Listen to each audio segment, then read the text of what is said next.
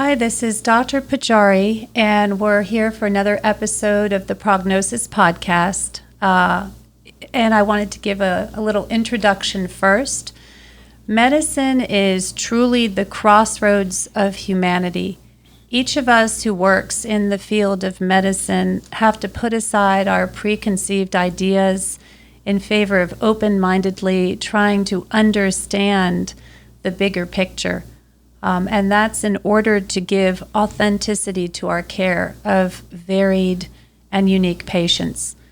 And personally, I feel the way in which we open ourselves up and we learn more about ourselves and others is through communication and conversation.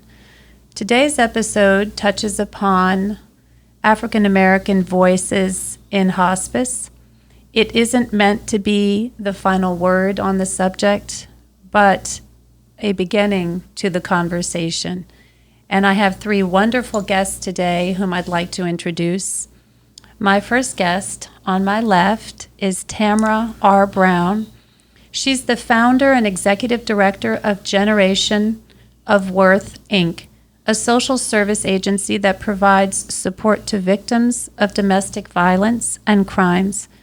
She's also a full-time hospice social worker at Home Hospice of Georgia, located in Duluth, Georgia.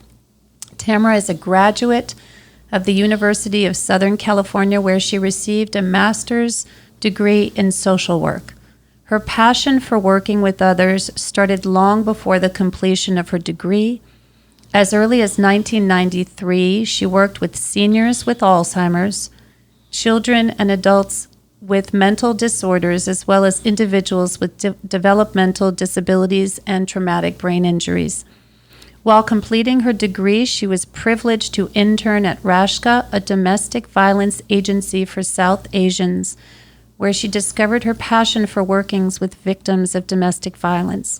While motivated by her own past of domestic violence and her passion for working with victims, after completion of her degree, she founded Generation of Worth, Inc. She enjoys advocating for others with a special emphasis on women and children. She has found that creating social programs to assist her community will have a lasting effect for those she serves. She is motivated by her husband and children. She aspires to always do for others what she can. She is also very active in her church and serves on the church board to improve community outreach and lives of others, as evidenced by starting a women's support group and shelter volunteers. She knows that serving others is her God-given talent and duty, and will continue to create worthwhile, meaningful programs to affect the lives of others through her education and life's work. Thank you. Welcome, Tamara. Welcome. Yeah. Makes me sound fancy. Oh, yes. On my left also is Reverend Dr. Michael Dean Myers, a board-certified chaplain with the Association of Professional Chaplains. He is commissioned by the Church of God in Christ to serve as a palliative care chaplain for Kaiser Permanente in Atlanta, Georgia. He is part of an interdisciplinary team to provide comprehensive spiritual services and supportive care to patients facing serious illnesses and their families at hospitals in the Atlanta area. He received his clinical pastoral education at the Atlanta Veterans Affairs Medical Center, where he assessed and provided for the spiritual needs of our nation's military veterans. Michael Dean retired from the U.S. Air Force in 2010 after honorably serving his country for over 22 years. He also serves as the pastor of Bethlehem United Methodist Church in Adamsville, Georgia.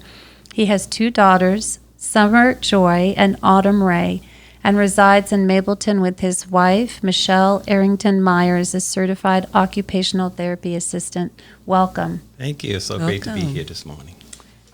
And, of course, Tania Nixon, Dr. Tania Nixon, is the owner and founder of Peace, life coaching and youth empowerment program.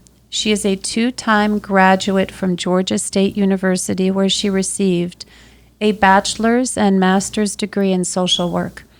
Dr. Nixon is also a PhD graduate from Walden University, where she completed her research in the exploration of the African American woman's clinical experience with European American clinicians. Dr. Nixon maintains a vast variety of skills as a life coach and a clinician with a specialization in forensics, as she has held positions ranging from the forensic liaison of Fulton County, where she assisted with interactions with severe child abuse and sex trafficking cases, to Hospice, as she oversaw the social workers, volunteers, and veterans department. She is currently serving as the clinical director and quality assurance manager for Renewed Mental Health Agency. As a veteran herself, Dr. Nixon was able to provide mental health services to veterans throughout their final transition. Dr. Nixon comprehends the significance of maintaining relationships and acknowledges each individual's truth based on their perspective and experience. As a life coach and mental health clinician for a number of years, Dr. Nixon aims to increase cultural competency through her continued efforts within the community and through research. Dr. Nixon believes it to be her duty and obligation to fight for the increased accessibility of services to all populations, to not only ensure equality but also effective delivery of services. Look for her upcoming book, From Nothing to Something, What God Says I Am. Welcome. Thank you. Well, I almost feel I can wrap up the podcast with that kind of a beginning, illustrious beginning, but we're going to jump into the deeper subject matter, just an open conversation with your perspectives. And I'm going to put that question out there, the first question. Do you all think that there is equality in medicine with regards to different populations, including the African American population? Michael Dean, would you like to start us off in the conversation? Well, sure. I always kind of, when I engage in these types of conversations with people, I always start out with the disclaimer to please remember that, African Americans is not a monolithic group. We are not all experiencing the same things. We don't all think the same way. And that was kind of on purpose, because there was a time when people say, well, what do black people think about this? Right. And I'm like, well, you need to learn the community and ask individuals, because you'll find that the answer to that is very different depending on who you are approaching. So there's not a one size fit all. So I always start with that disclaimer, because I think the way Dr. Fauci has really approached the situation was very, very effective, in that he went to communities and asked the questions. He didn't just wait for communities to come to him. He approached them. He asked, how can we reach your people? And that's when we had, very different approaches, going to people's churches to give vaccines, and getting community leaders involved as far as answering the questions, because he said, I, as a white person, cannot answer for you what you need. You need to tell me what the situation is, because you are on the ground each and every day. So I think that's the same types of conversations that we have today, asking people, what is your experience? What is your challenges? What problems do you see? What are you hearing from your people? And how can we address them?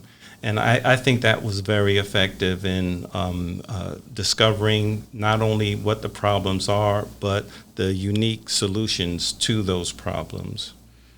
Tamara, what do you think? I would definitely agree with the lead-in when you discuss that we all come from different perspectives, and we'll all have a different story, which would give us all different answers. I would definitely, from my perspective, growing up in the Midwest, being maybe the only black girl in our classroom, to being comfortable with that, and then moving to Atlanta when there was a plethora of us, other Black folk. I had Black teachers, something I had never experienced before. And so even to my peers in high school, I had a different perspective from them because of my upbringing. Of course, the older that I've gotten and the more into the world that I became, I've seen the disadvantages. Never been my own experience. Tried to be open-minded that my experience aren't other people's. So just a lot of it is just perception and your story. Mm-hmm. Your story. Well, I would actually agree as well with the onset of the discussion in regards to it being based on different perceptions. But I also believe it's based on income level. When we begin to look at the income levels of different African Americans, that determines the amount of care or the quality of care that they will receive. I have a cousin now that's in Baltimore and has Medicaid, and she has lost the mobility in her legs and her arms, but can't get assistance because she has Medicaid.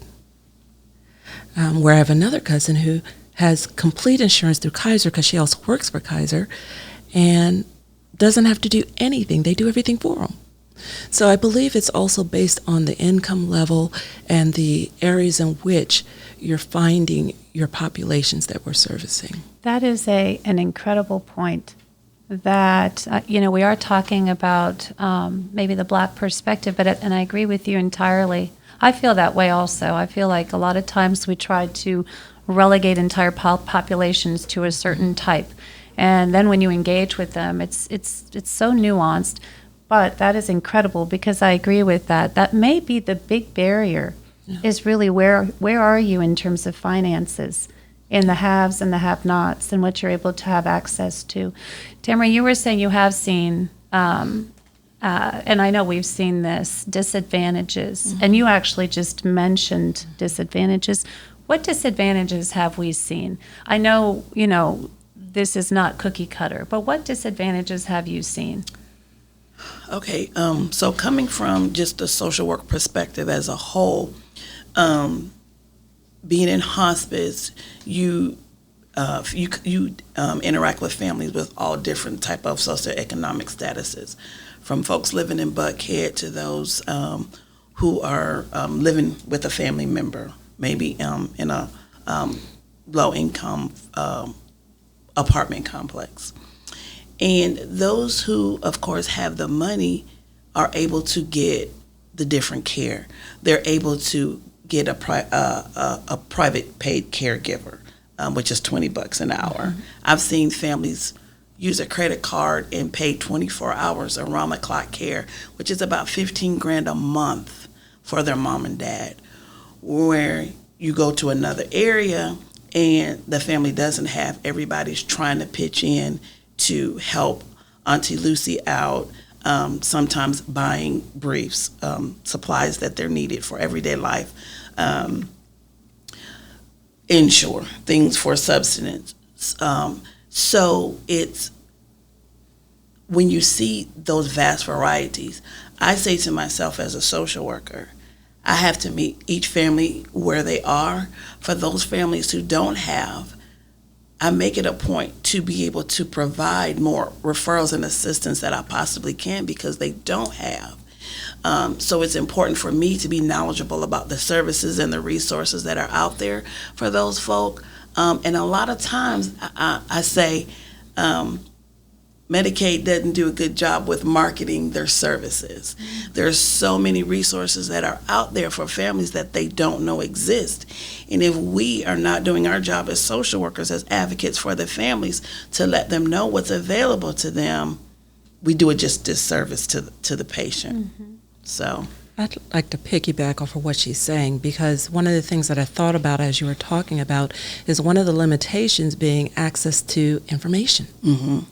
So if they don't know it's there, exactly, they don't know to seek the services. Mm-hmm. Unfortunately, I've been around other service providers that look at folk in certain socioeconomic statuses, mm-hmm, and just, kind of write them off. it's so frustrating for me because I think these are the folks that need us more, and we should be doing more for them and not less because they don't have. At this point in time, I don't care about what they did prior to, about what their daughter's doing, about what they're not doing. It's my job as that advocate for the family to be able to give them or get them what resources they need. One of the things I think that gets people a little bit messed up in their mentality in these situations is that exactly what you said, is that they have, again, what I just alluded to, maybe some preconceived ideas, or they see a situation and judge it for what it is in the moment, not realizing that if you can help the situation, that's actually where you can start to turn things around, right? That's actually where things begin to blossom and grow. Michael Dean, you were going to say something about maybe the disadvantages that you had seen. Yeah, one of the things I want to share is one of the things that the pandemic brought out as far as the disparity between the races is a lot of African Americans go into the system a lot sicker for various reasons, so that even before we get to start discussing resources once you get to the hospital, even access to the health care and the conditions of the people, one of the things that was brought out was just the idea of food deserts, where a lot of African Americans live in poor neighborhoods that don't have a local grocery store, so they don't have the access to a lot of healthy foods. And one of the things that when they were trying to get major grocery store markets and managers to, would you go into these particular neighborhoods? And 100% of them said no, mainly for economic reasons. The local population don't have enough disposable income where it will be profitable. So I remember even myself growing up in my area in Queens, New York, where we had to travel a long way to get to the local grocery store, and we would do that once every couple of weeks because it was a distance. And for me growing up, that was so normal. But what we were saying, that's how so many people, they end up having issues of obesity, because fast foods are a lot, more, you can get a lot more food for a lot less money. And during the pandemic, we found out so many African Americans was coming in with obesity, with high blood pressure, with diabetes, and all these things made their response to COVID so much worse. So they were trying to find out, well, why are African Americans suffering from this pandemic so much more? And why are they dying at twice the rates of whites? And then they started seeing factors where all these comorbidities they were coming in with to start with, and then once they were there, because of those things, they were suffering a lot more. I think that you just made an incredible point that I said it before, you cannot change things unless you unravel them.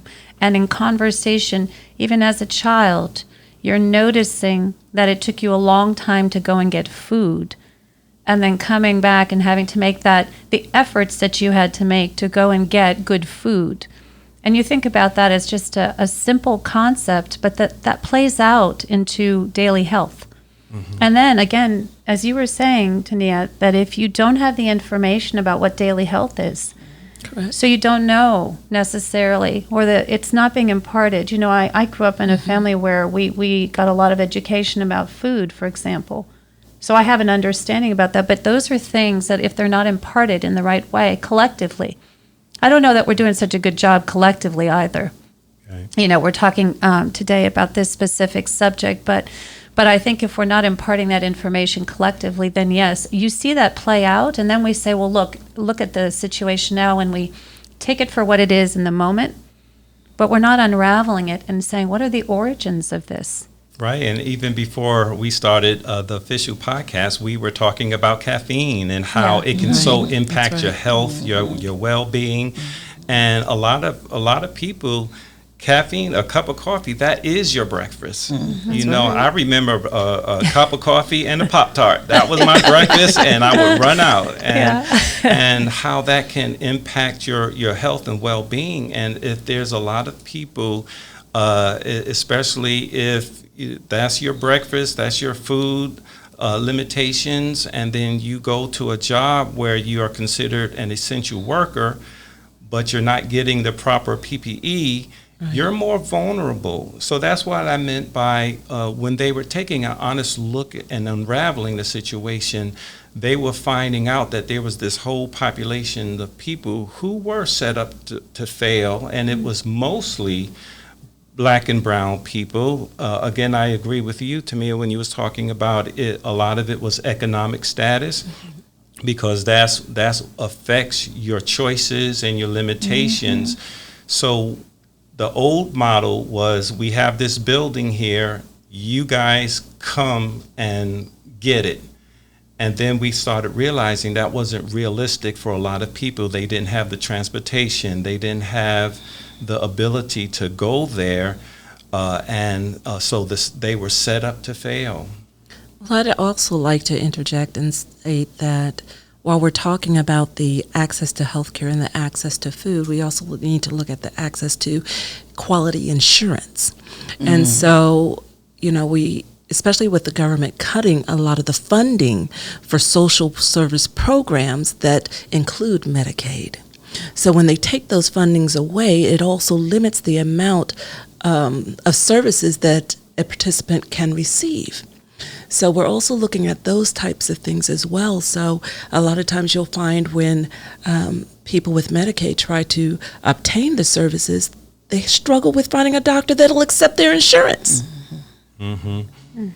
And that's what I love about what's been going on, because they're getting this more empirical data, where the finance nerds are adding up the numbers. They're realizing how much money the hospitals and healthcare system can save with a transition to more preventive medicine, as opposed to neglecting the prevention aspect of it. And now, when they add up how many days these people are staying in ICU beds, some of these COVID patients were in there for months. And, the families say that they're not going to give up on their loved one. They're fighting.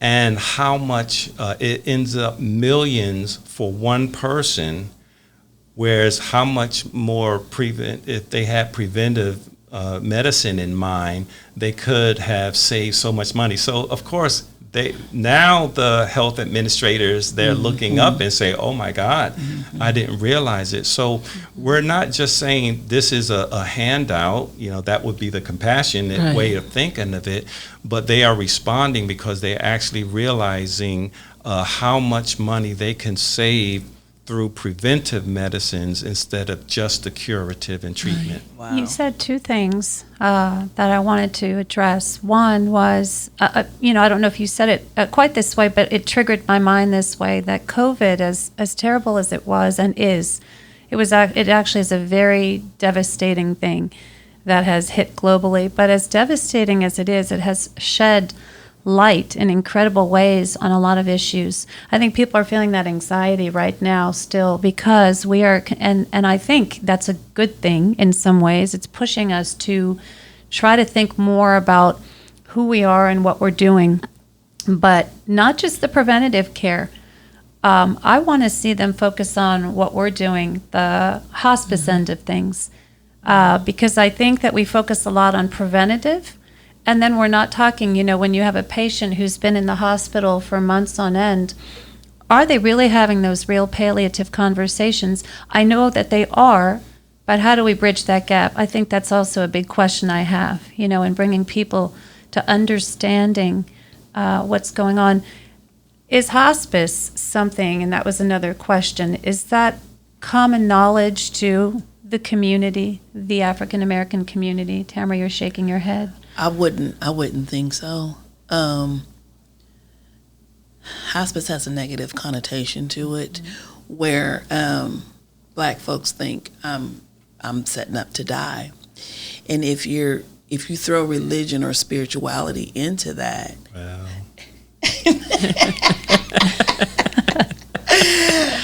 it's just absolutely not, because we all know that God has the final say. So going into it with already not trusting the medical community, people love to go back to, I shouldn't say it that way, but people, Tuskegee resonates in folks' minds. And, I suffered with this in my own family, with folks on my father's side, mainly going to the doctor. And it's, if God wants me, he's just going to take me on without, and it's like, oh, Lord, I'm going to have to educate this uncle at this barbecue because I'm concerned about his health. But they go into it with all these preconceived ideas, things that kind of have been passed on through generations. And there's still that negative connotation to hospice. And I find more often that when I'm introducing, because now being a hospice social worker, I promote it, and people have no idea of the benefits of hospice, of how it actually can help the patient and the families, of the different, great things that hospice can provide to families. They have no idea. So again, a lot of it is lack of education, not knowing. I almost wish that doctors could, you don't want to start off talking about hospice because it's like, whoa, I'm not there yet. But setting it up in the patient's mind of options, or just giving information, it kind of sets the tone. So in case it goes that way, but they want nothing to do with hospice. That's why I'm doing this podcast, is because I want people to start addressing mortality. And what you just mentioned is an absolute impediment to understanding. If you don't understand mortality, you don't understand your own health. Mm-hmm. You can't. You have to actually bridge that gap, start thinking about it, start talking about it, start knowing what it is as an entity, right? Mm-hmm. I think that's what you're alluding to with this. Yeah, and one of the things I do appreciate, even though you were a little hesitant in mentioning the Tuskegee experiment, it had such a big impact in the Black community. And I would just remind people that study lasted for 40 years, ending in 1972. I was almost 10 years old in 1972. So this government-funded experiment to see what is the effects of untreated syphilis in human beings, Black men, that happened during our watch, my lifetime. Right. So a lot of times people are so quick to say, you need to forget it. But I said a lot of these older people who are really hospice appropriate today, they have things like that in mind, and so many other things. And please don't think I'm praising Dr. Fauci, but another thing that he did do right was address it and name it specifically. He says, I understand your hesitancy. Mm-hmm. I understand your fear. And when he did that and started talking about those things and the history of racism, in addition to the fact in April of this year, the CDC named racism specifically as a public health threat. Wow. It let us know, okay, you are hearing us. Mm-hmm. And I actually used this method when I was talking recently to a family about palliative care, about hospice. And I stood up when, after the third time, the patient was like, I don't know, I just don't trust. And we kept trying to move the conversation on, and I kind of stood up and said, not kind of, I literally stood up. And everybody's like, oh God, what he about to do? But I said, sir, as a fellow African-American man in America, I understand with the history of medical care and racism in this country, and I named Tuskegee specifically and Henrietta Flax, I forgot her last name, but all those situations in America where racism was a lot more overt, that is why we have trust issues. He looked at me and started shaking his head, and he pointed at me like, just like, you get it.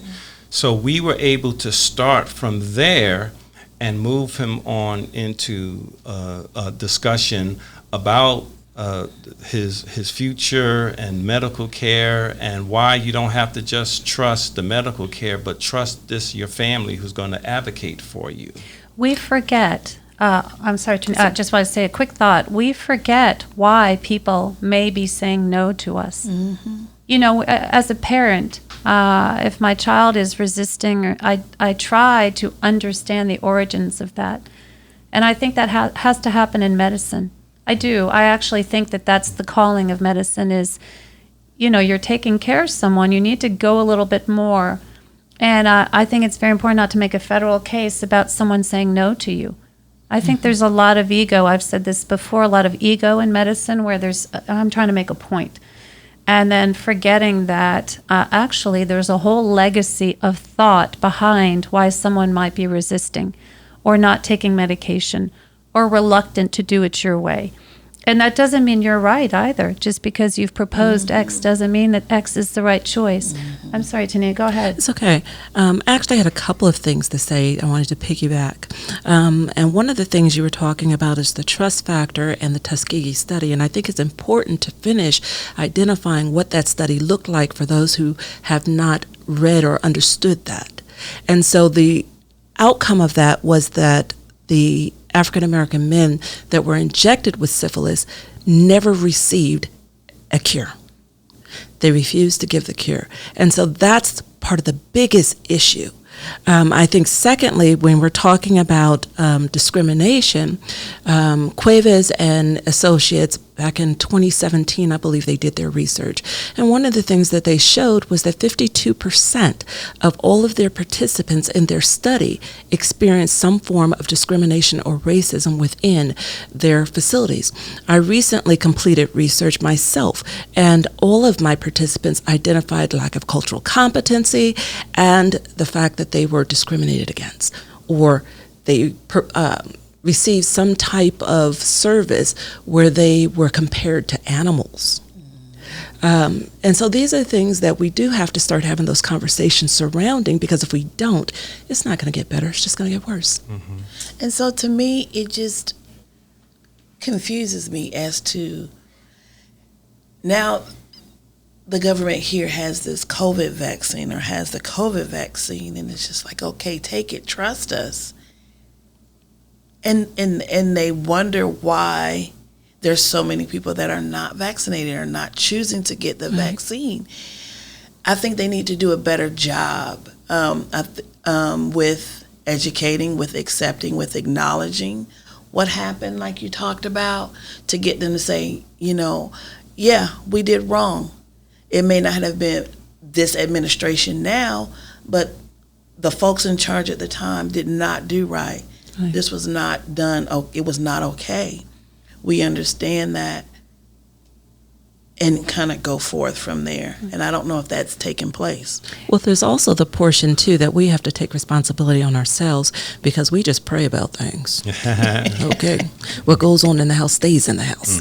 Okay. And so those are aspects within our own culture that we have to begin to address as well.